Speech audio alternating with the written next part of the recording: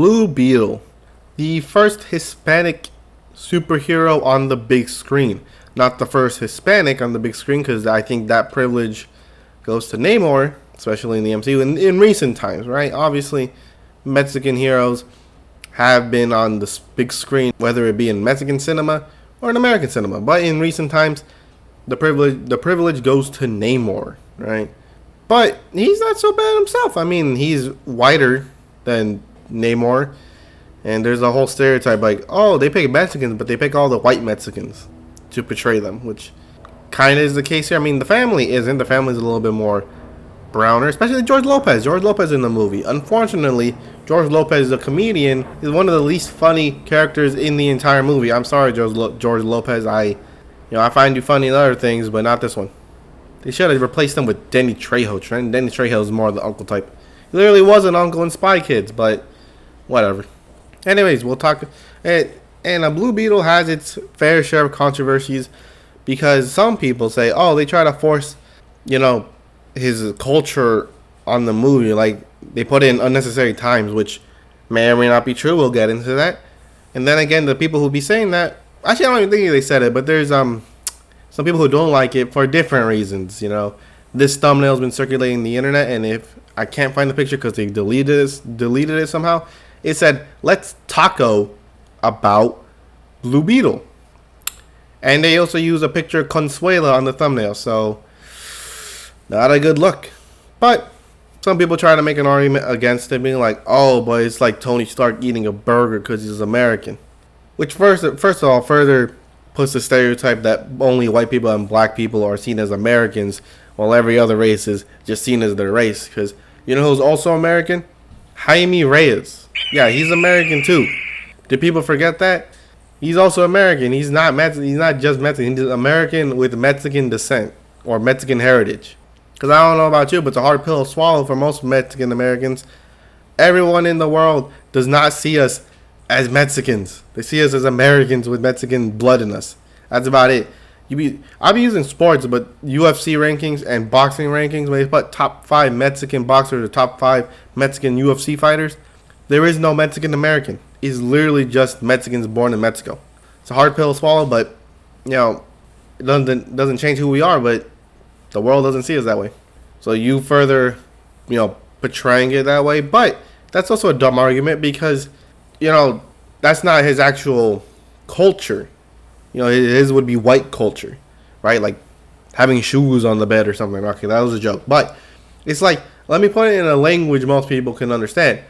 It's like having Jon Stewart as Green Lantern eating fried chicken. Going to a local KFC and buying fried chicken. But when you show a black person eating fried chicken as their cultural food, it kind of, it doesn't look good. You probably would rather show them, barbecue, collard greens, cornbread, and all that stuff. Although those are also, especially cornbread, is kind of stereotypical. You show like actual, more in depth in their culture, not just, the thing like fried chicken, right? But is that a problem in the movie? Kind of. Not really. I mean, for the first half, definitely. But for the second half, they kind of stopped showing his culture. Obviously, because it's a bunch of people fighting each other. But we'll get into the plot, some good things and some bad things. So the plot is, of course, Jaime Reyes came back to visit his family just to figure out, oh, wait, everything's going downhill. My dad can't work as much anymore because he got a heart attack and they didn't tell me, which is pretty depressing. They're about to lose the house. I think they already lost the mechanic shop.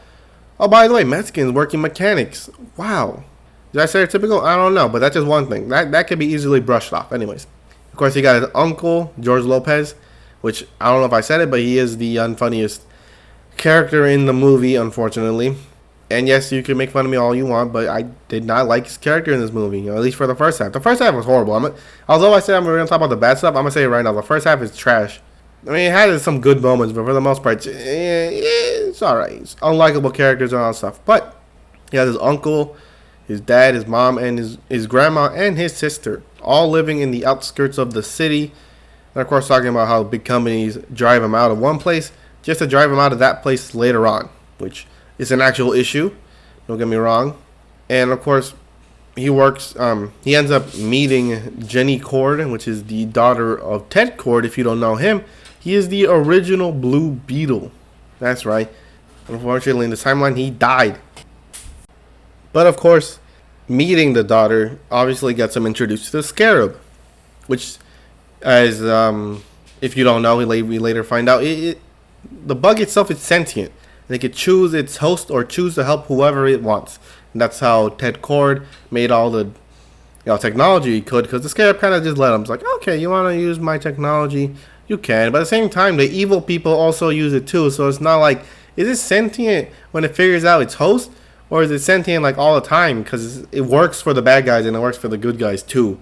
I mean, then again, I hardly doubt a Scarab or an alien life form can really, judge morality. At the point, right? But it chooses Jaime Reyes as his host. And Jaime Reyes has to forcibly learn how to be a hero. Although it's all sweet, like, oh, you have to learn to be a hero. We later find out he doesn't have a choice.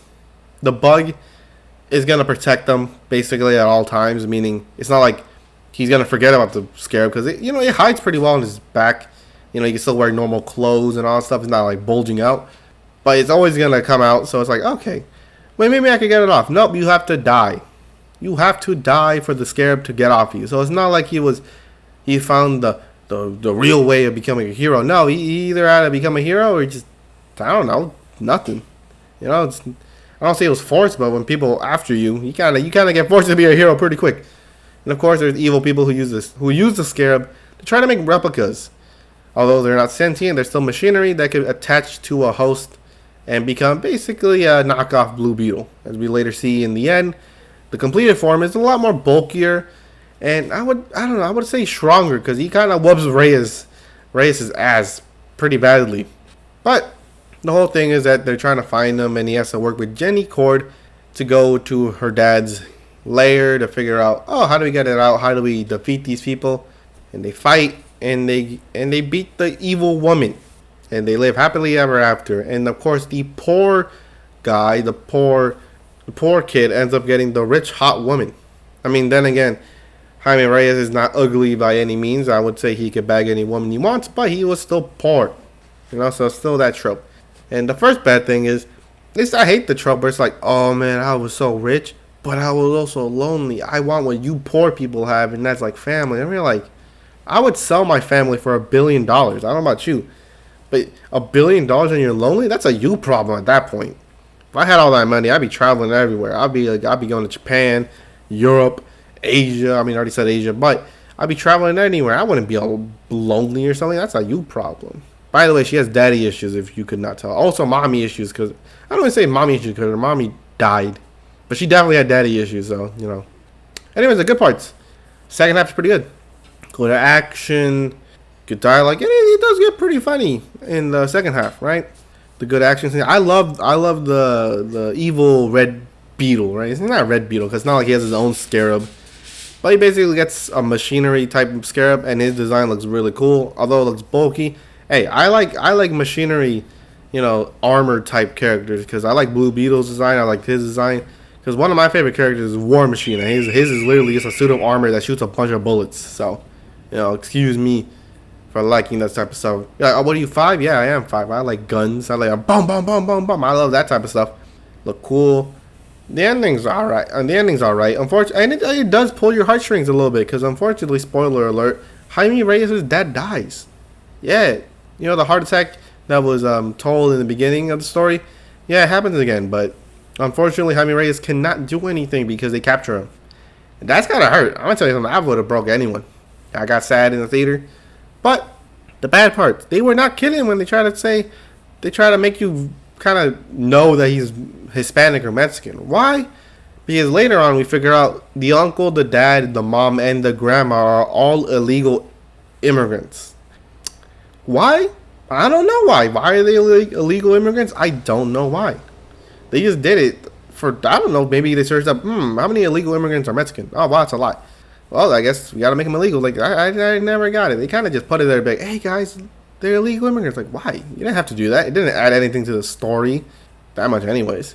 And then the uncle has a truck, which it's its own thing, right? The Quaches, like, no quema, and they all got their trucks and stuff. They modded it up. He also got a truck that he modded. And you won't guess what he called it. He called his truck Taco. Yeah. He called his truck Taco. For what reason? I can't tell you. And he has this little machine that jams, surveillance footage and all that stuff. Because he's like a conspiracy theorist, right? So he's always trying to figure out how to get past the government, right? And they make fun of him for it, which is pretty funny.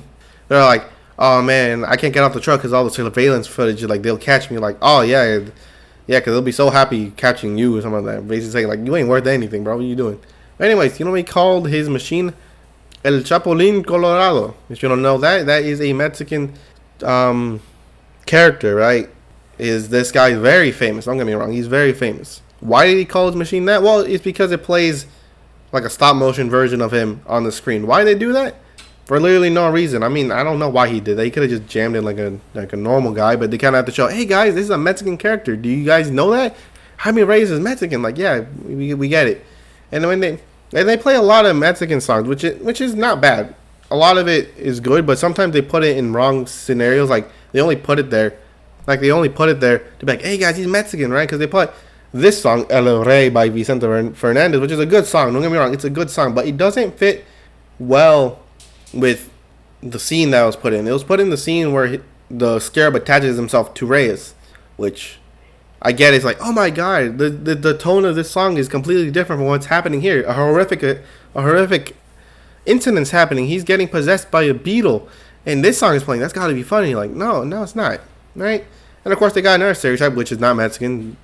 That the grandma is a murderer. Not really a murderer, but she fought in wars. And oh wow, the sweet old grandma can shoot a machine gun, which is not funny. And I don't know about you, but Spanish and American movies, it just does not sound right for me. I don't like it. I mean, it's not the entire movie, and there are certain parts where it's like, all right, whatever. But a lot of time it just seems like, the hell? How will they say that? But the one they're talking about, tacos, right? They're talking about the truck is named Taco, whatever, right? But you also go to get tacos in the beginning of the movie, right? And what's the problem with that? Is that they go to if I could explain it, it's literally like a touristy place to eat tacos, right? It's not like where the regular everyday man goes to get tacos, right?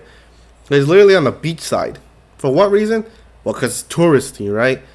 And why is it touristy? Because the flour that he eats the taco on is not corn. It is, in fact, flour.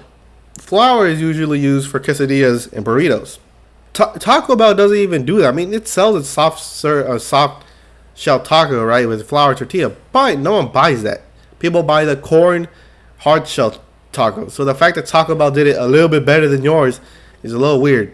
You know what I mean? I don't care if you eat it on a flour tortilla. I'm not gonna say nothing, but I'm gonna judge you a little bit.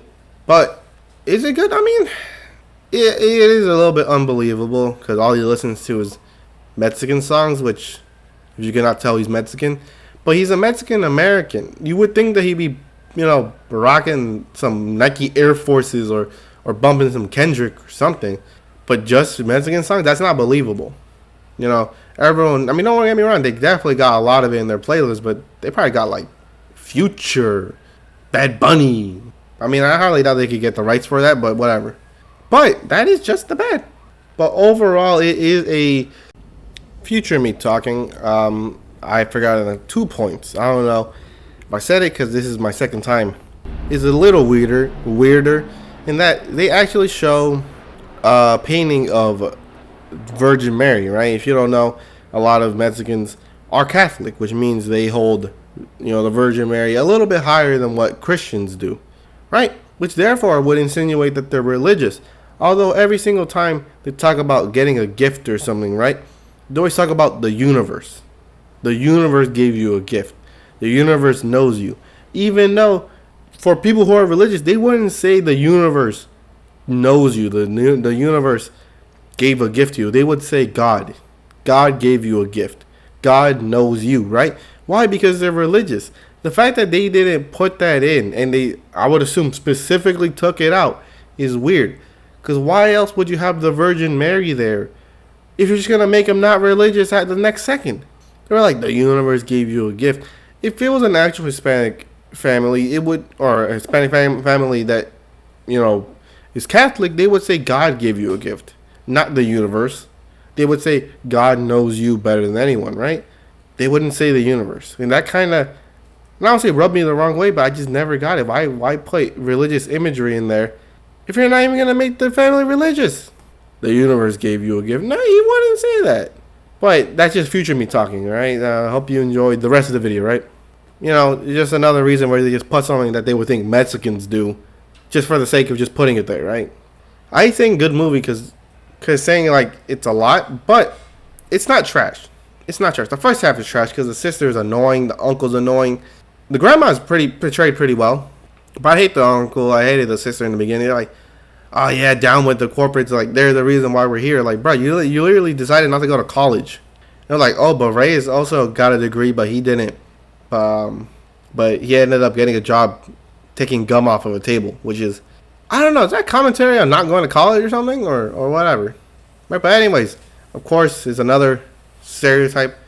The poor man, aka Reyes, ends up with a hot billionaire babe in, I think her name's Jenny Cord, which, don't get me wrong, Jaime Reyes, or his actor, is not ugly.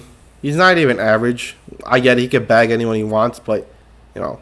So there's always that trouble, like, oh, it's a poor man who ends up bagging the billionaires. Like, what?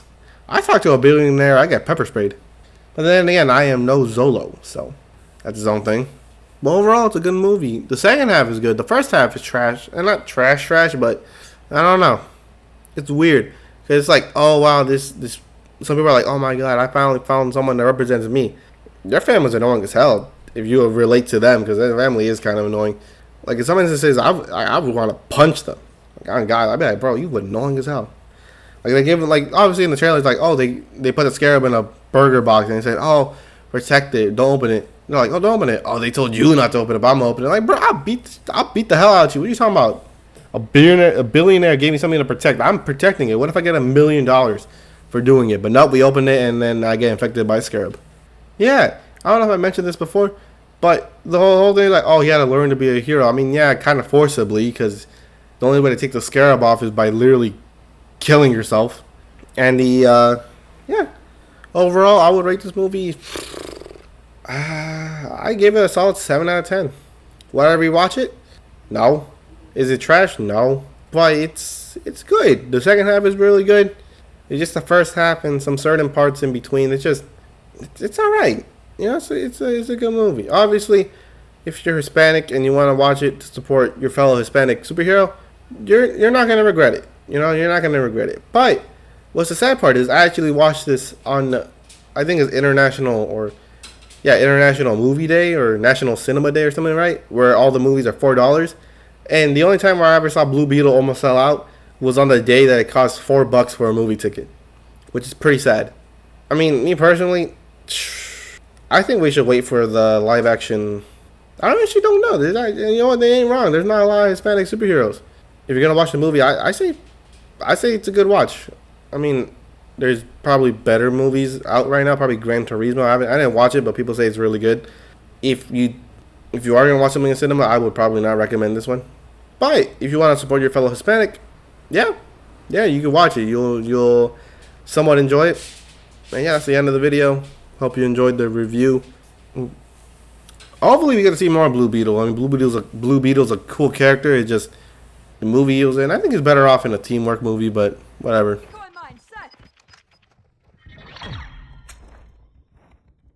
Mission complete. Solid work.